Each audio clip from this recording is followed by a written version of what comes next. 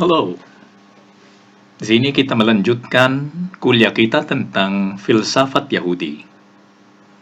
Kita memulai dengan Moses Maimonides yang hidup dari 1135 sampai 1204. Riwayat hidupnya, dia adalah seorang Yahudi di Spanyol, lahir di Cordoba pada 1135 dan meninggal di Kairo, Mesir, 1204, where he sought refuge during the Almohade invasion of Spain. Dia melarikan diri ke Kairo karena ada masalah, ada perang di Spanyol. Also known as Musa ibn Maimun or Rambam, Hebrew acronym for Rabinu Moshe ben Maimon. Maka itu akronim, singkatan, Rambam. Yang panjang itu yang di bawah. One of the authors most cited by Christian scholastics, including Thomas Aquinas, all of whom call him Rabbi Moses. Maka dia terkenal karena dia dikutip oleh orang-orang skolastik Kristen, termasuk Thomas Aquino.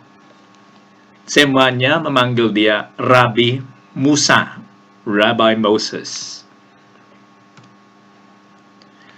In 1190,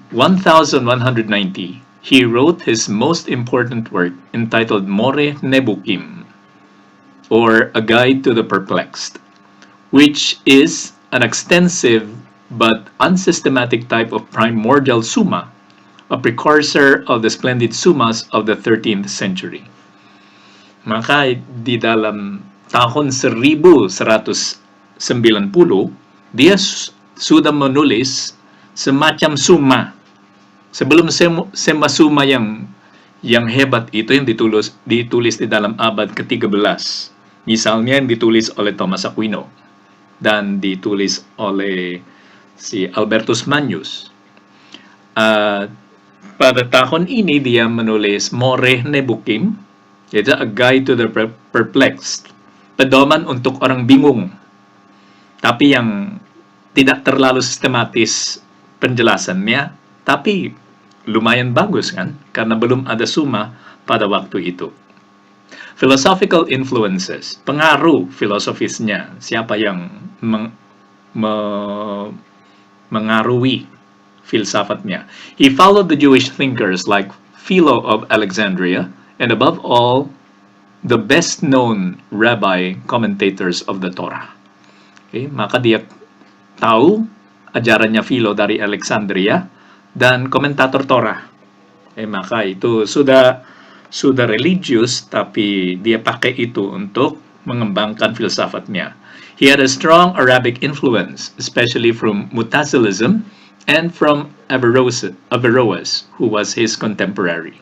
Selain itu, dari pemikir Yahudi, dia juga dipengaruhi oleh pemikir Arab, khusus orang-orang dari Mutazilisme dan dari Averroes.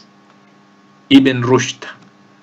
He was also influenced by the Greek philosophers, especially by Aristotle and his disciples. Selain itu, dia tahu Aristoteles, khusus karena dia tahu Averroes kan, Ibn Rushd. Ajaran-ajaran utamanya. Yang pertama, dia mengajar bahwa dunia ini bukanlah abadi.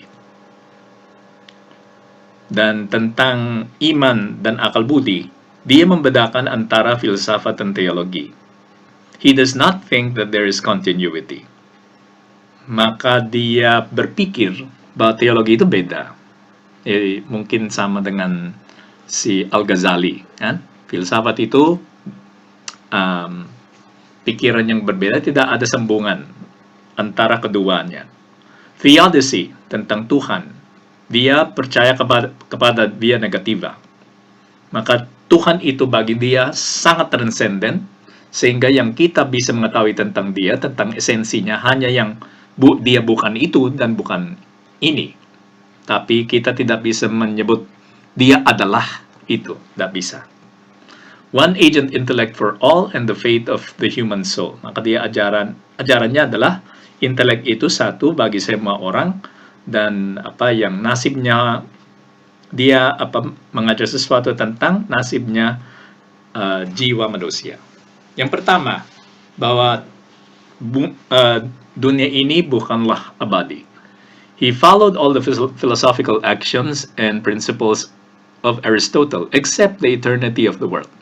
Karena menurut Aristoteles, dunia ini abadi. Tapi menurut Moses Maimonides, dunia ini bukanlah abadi. Sesuai dengan pikiran itu bahwa Allah itu adalah penciptanya, maka dunia ini tidak bisa menjadi abadi. In this, he was a firm religious believer. Maka memang dia itu dari imannya sendiri. He said that the proof given by Aristotle on the eternity of the world was not conclusive. At the same time, the proof cannot be shown as false. Okay, dia mengatakan bahwa bukti Aristoteles tentang keabadian dunia ini bukanlah konklusif. Saat sama, kita tidak bisa membuktikan bahwa itu palsu. Nah, ini sama dengan pikirannya Thomas Aquino. Thomas Aquino mungkin mengambil ajaran ini dari Moses Maimonides. He would conclude, like Thomas Aquinas, that we can neither prove it nor disprove it. Faith and reason. Maimonides says that the philosophy of Aristotle is valid for the sublunar world because this is the world where philosophical logic reigns. Okay? Yang prinsip utamanya adalah tidak ada hubungan antara filsafat dan teologi. Teologi itu tentang hal yang transendental dan abadi. Maka filsafat itu untuk dunia sublunar, di bawah bulan, karena semua yang di bawah bulan itu berubah. Yang di atas bulan seperti bintang-bintang tidak berubah. Yang supralunar. Prinsip-prinsip yang dipakai di dalam dunia ini beda daripada prinsip yang dipakai di dalam supralunar. But Aristotelian philosophy would no longer be valid in the heavens, the supralunar world. The heavens are too far from us, in place and rank most sublime. We have to be content with what we can know by our reason, and all that transcends logic we should leave alone with him who enjoyed exceptional divine influence as to be able to say, truly I speak with him face to face. Okay, maka katanya yung filsafat yang kita mampu mengetahui dan meneliti, ini di bawah bulan. Yang supralunar, kita harus hanya percaya kepada orang itu, mungkin nabi-nabi, orang itu yang pernah berbicara sama Tuhan face to face. With this, he implies that philosophy can explain the sublunar world, but it is theology that can explain the supralunar one. Theodicy, tentang Tuhan. Maimonides follows Aristotle in saying that God exists as the prime mover, first cause, and necessary being. Kaya dia mengikuti Aristoteles di dalam konsep bahwa Tuhan itu adalah prime mover, penggerak pertama, first cause, sebab pertama, the necessary being. Okay? Yang mutlak. Okay? He absolutely denied the possibility of attributing anything positively to God. We can only say what he is not. Okay? Maka dia menolak via positiva, yang via afirmativa, ya, mana kita bisa mengatakan sesuatu tentang esensinya Tuhan. Katanya kita hanya bisa mengatakan apa yang bukanlah Tuhan, bukan Tuhan. One agent intellect. Kita tahu bahwa Aristoteles itu mengatakan bahwa ada dua intelek yang bercahaya, intelek yang pasif, ya. Yang agent intellect itu yang cahayanya. semua yang kena cahayanya agent intelek ini mengeluarkan atau menunjukkan apa yang intelektual di dalam dirinya. Pada prinsipnya hal itu adalah sesuatu yang empiris dan material, tapi ada tersimpan di dalam dirinya yang universal. Nah, ini keluar bisa kelihatan kalau itu disinari oleh agent intelek. Oke? Pada waktunya Thomas Aquino, agent intelek itu dan passive intellect yang menerima apa yang dilihat oleh, yang dikeluarkan oleh agent intelek, yang menyimpannya kan, yang pasif, yang aktif atau agent intellect yang menyinari, sehingga yang universalnya itu keluar, yang konseptualnya itu keluar. Yang menerima yang keluar itu adalah passive intellect. Oke? Passive intellect. Nah, ada dua kan. Sekarang di ajarannya Thomas Aquino, setiap orang punya passive intellect dan agent intellect sendiri. Maka yang fantasma atau gambar barang yang ada di luar disinari di dalam pikiran kita sendiri. Tapi pada waktunya yang untuk filsuf-filsuf Arab itu, agent intelek itu bisa satu bagi semua manusia. Maka kita share satu agent intelek yang menyinari semuanya. Itu mirip dengan ajarannya Santo Agustinus yang mengatakan bahwa yang iluminasi itu yang menyinari intelek kita adalah Tuhan. Tapi ya ada perbedaan sistem kan, karena agent intelek itu menyinari apa yang konkret dan indrawi, sehingga yang universalnya keluar karena disinari oleh agent intelek. Nah, menurut Maimonides, agent intelek itu satu bagi semua orang. Due to the influence of the Arab philosophers, Maimonides did not emphasize the subsistence of the separated soul. Okay? After death, the soul unites itself to the agent intellect, which is one for all men. Okay? Selain itu, menurut ajaran Aristoteles, tiap orang punya intelek, kan? Yang berpartisipasi dalam nous. Itu semacam nous yang ada di dalam pikirannya manusia, di dalam manusia. Tapi ada satu nous, yaitu intelek yang paling besar, yaitu inteleknya Allah, kan? Walaupun mungkin tidak dipanggil oleh Aristoteles sebagai Allah, tapi yang nous itu menerima semua yang nous-nous kecil kita. Maka semua yang nous kecil itu masuk lagi di dalam nous besar itu. Yang nous besar itu agent intellect menurut Maimonides, dan semua inteleknya manusia, semua jiwanya manusia. Setelah kita mati, jiwa itu menyatukan diri lagi dengan agent intellect ini. Against Avicenna, he maintained that pure intelligences have absolutely no matter in them. Kalau itu intelek yang murni, tidak ada materi. Oke. Maka kita melihat semua filsuf Yahudi yang ada, bukan semuanya kan, tapi ini yang paling besar. Tapi walaupun ini yang paling besar, tetap sedikit yang orang Yahudi, filsuf Yahudinya. Nah, kenapa mereka sedikit?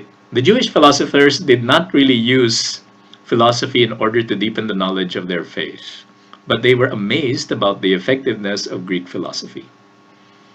Seperti Maimonides, dia berpikir bahwa filsafat itu tidak ada hubungan dengan iman.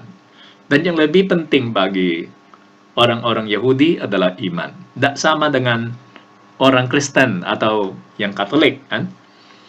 Yang orang Kristen itu melihat filsafat sebagai sarana untuk mendalamkan iman, kan?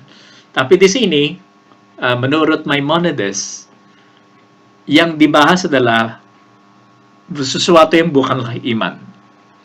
Ketertarikan atas ini sedikit. Oke, karena sikapnya seperti itu. Tidak seperti yang Kristen. They were also disturbed by the destruction of the temple at Jerusalem. Oke, juga karena seperti yang kita sebut dulu, karena bait Allah itu yang tempat satu-satunya di mana semua Yahudi itu bisa menyembah Allah, itu hilang. Maka mereka kehilangan arah. What we know are those that have been used by Christian philosophy in order to do theology. Kaya kita tahu tentang filsafat Yahudi adalah ajaran yang dipakai oleh orang-orang Kristen. Maka orang-orang Kristen mengambil apa yang berguna bagi mereka dalam filsafatnya orang-orang Yahudi. This shows that Christianity is true for all and not only for Christians. Maksudnya karena Kristianitas itu ambil dari banyak filsuf, juga dari orang yang bukanlah Kristen. Apa yang ada di dalam filsafat Kristen, misalnya yang ada di dalam filsafatnya Thomas Aquino, ya bisa berguna bagi semua orang kan, bukan hanya untuk orang Kristen. Judaism also has become more centered on the external manifestations of faith rather than understanding. This happened to Rabat. Okay? Karena kita tidak bisa memakai akal budi atau filsafat untuk mendalamkan iman, maka yang terpenting adalah apa yang diperintahkan oleh Allah, perintahnya Allah, menjalankan apa yang diperintahkan oleh Allah. Christianity is more open to the analysis and deeper understanding of the faith. Okay, kalau itu memakai filsafat di dalam iman sendiri, itu terjadi di dalam Kristianitas. Tapi kita menambah paling tidak Gersonides. Ini sudah sangat lambat, maka lebih dekat waktu kita. Ini sudah menjelang Renaissance. 1288 sampai 1344. Ini dari Rudabsky yang ada di dalam Plato, di dalam Stanford Encyclopedia of Philosophy. Riwayat hidupnya, Gersonides left few letters and does not talk about himself in his writings, nor is his life discussed at great length by his contemporaries. Hence, what is known of his biography is sketchy at best. Levi ben Gerson was born in 1288 in Provence and may have lived for some time in Bagnols-sur-Gesse. Okay, so kita tahu sedikit karena sedikit yang ditulis tentang dia. It is probable that his father was Gershom ben Salomon de Bergers, a notable mention in medieval histories. Yang terkenal adalah Gershom, dan bisa saja itu ayahnya, tapi kita tidak tahu juga. With the decline of Spanish Judaism in the 13th century, Provence quickly became the cultural center for Jewish intellectual activity. As semua orang Yahudi itu diusir dari Spanyol, karena Spanyol itu mau menjadi murni Kristen, maka diminta keluar semua orang Yahudi. Dan karena dulu pusat kebudayaan Yahudi ada di Spanyol, itu pindah jadi Provence di Prancis. The popes in Avignon had a lenient policy towards the Jews whose creative life flourished, particularly in philosophy and theology. Bapak Paus itu ada di Avignon pada waktu itu, Avignon, Prancis.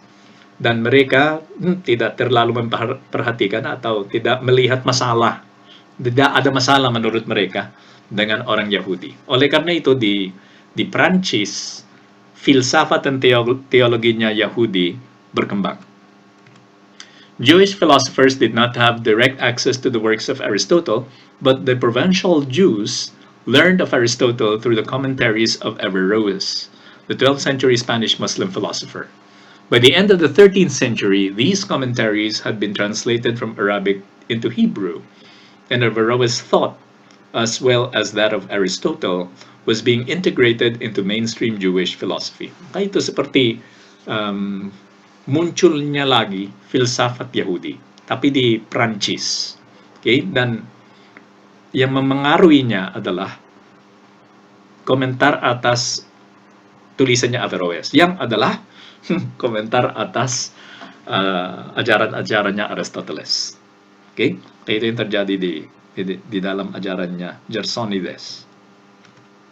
Apart from several trips to Avignon, Gersonides most likely resided his entire life in Orange. There is some evidence that he may have followed the traditional occupation of his family, money lending. He died on the 20th of April, 1344. Okay? Dia sering ke Avignon. Avignon itu adalah tempatnya Bapak Paus pada waktu itu. Tapi mungkin, kemungkinan besar adalah dia tinggal di Orange, juga di Prancis. Okay? Dan profesi keluarganya itu adalah meminjam uang. Ya, dilaksanakan oleh banyak orang Yahudi. In addition to Averroes and Aristotle, Gersonides was influenced by Moses Maimonides, his greatest Jewish philosophical predecessor. Gersonides' works can be seen as an attempt to integrate the teachings of Aristotle as mediated through Averroes and Maimonides with those of Judaism. Maka itu, di dalam filsafat niya, dia coba lagi menyatukan ajarannya Aristoteles, Averroes, dan Maimonides. Ya. Okay, itu dengan gaya Yahudi. In Milhamot HaShem, he laid down the general rule that the law cannot prevent us from considering to be true that which reason urges us to believe. His adherence to this principle reflected throughout this work. Maka, beda daripada Maimonides itu membedakan antara filsafat dan teologi, sehingga tidak ada hubungan antara filsafat dan teologi menurut Maimonides. Tapi menurut Gersonides ada.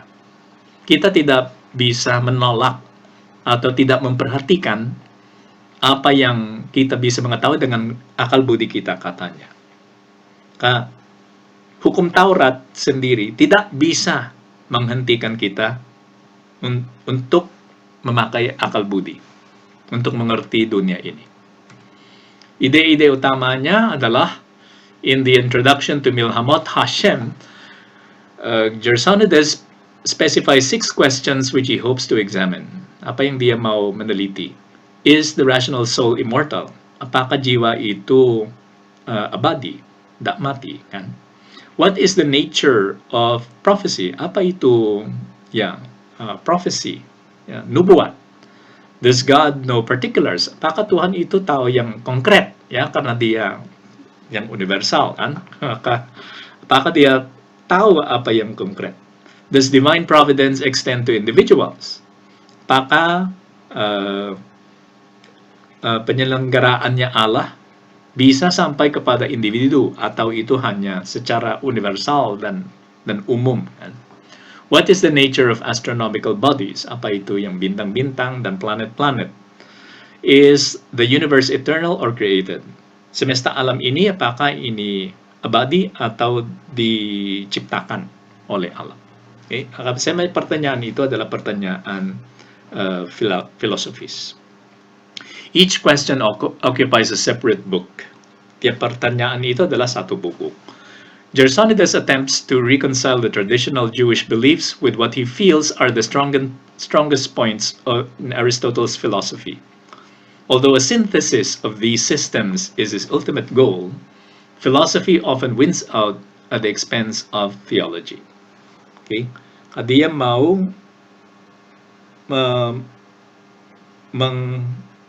menyatukan secara harmonis kepercayaannya Yahudi dengan ajaran filsafat Aristoteles.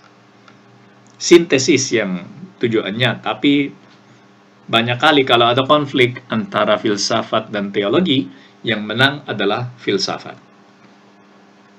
Ya, hanya itu tentang Gersonides, tidak perlu melihat itu secara lebih dalam. Kalau ada pertanyaan, silakan mengirim pertanyaan itu lewat Bella.